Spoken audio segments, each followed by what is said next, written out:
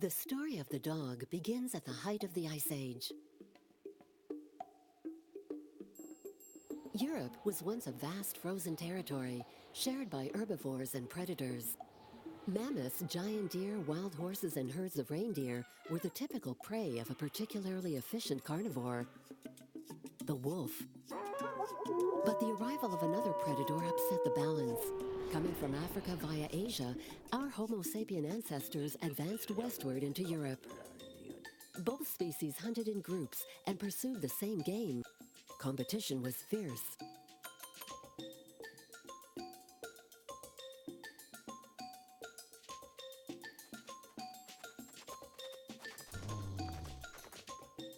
But instead of waging an endless war, humans and wolves began to work together.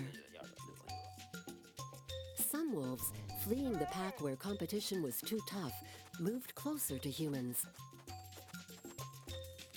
They were gradually accepted into the encampments. Wolves kept other predators at bay, and in return gained access to abundant food.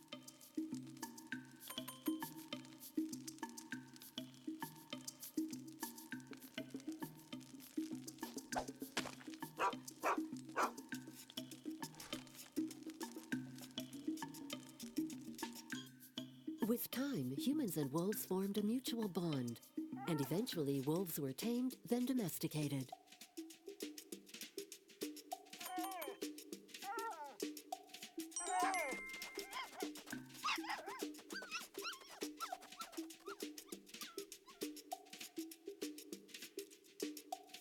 Selected at a very young age for specific physical and behavioral characteristics, they gradually evolved into a subspecies of the Canis lupus family.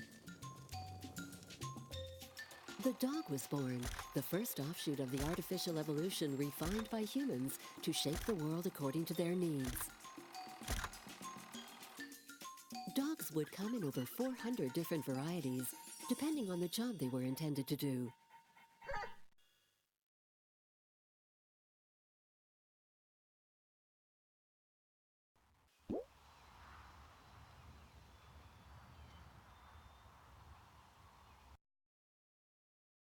With the opening of the Channel Tunnel in 1994, England was once again linked to the European continent. To understand how England became an island, we must go back to the end of the Ice Age.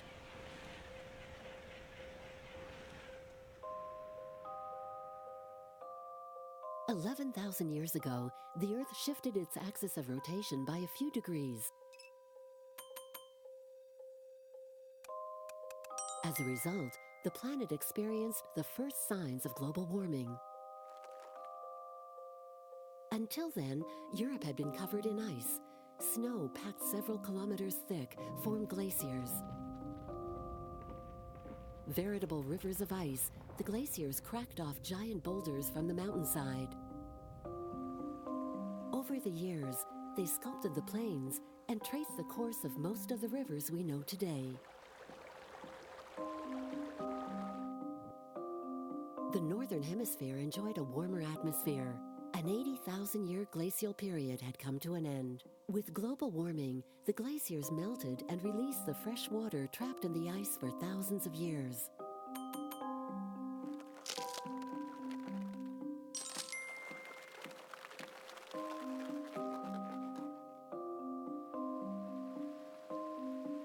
Mammals adapted to winter temperatures. Marmots, chamois, and ibex sought refuge in higher altitudes. This is where they still live today. The rivers, at the end of their journey, disgorged millions of liters of water into the ocean. But this influx of fresh water disrupted ocean currents. Warmer water reached the poles.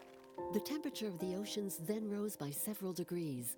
When it evaporates, seawater releases carbon dioxide into the atmosphere. The excess CO2 in the atmosphere warms the entire planet. This is the natural greenhouse effect.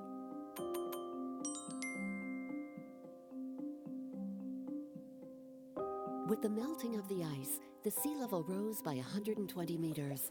Vast areas became submerged. And this is how territories such as England and Sicily were cut off from the continent by the rising water level. Until the next glacial period.